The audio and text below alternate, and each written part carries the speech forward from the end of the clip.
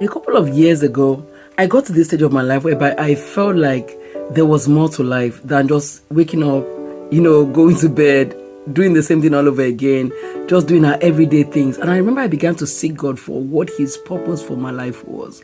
And one thing I have realized years later is that God desires that we not just discover what our purpose is, but that we discover it, we get an understanding of it, and then we live it out and thrive in it.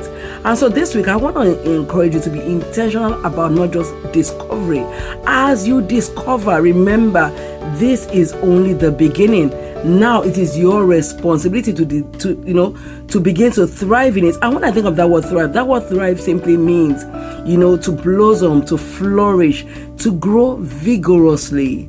And growth is a big way that you thrive in purpose. When you look at the life of Jesus, the Word of God says that Jesus grew in wisdom and in stature and in favor with God and all the people.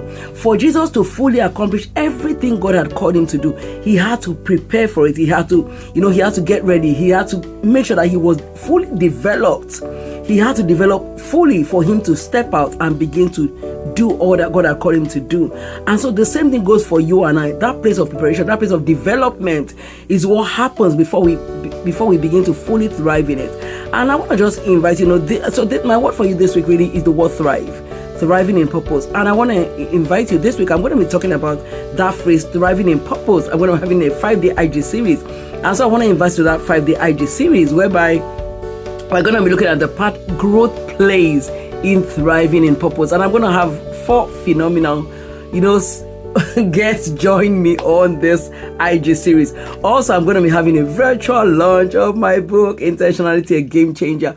And really, it's just sharing what I have found out, the little I have been able to find out from the time of discovery, even to the time of thriving in it. That journey of development, that journey of growth. Join me this week and let us dive deep into it.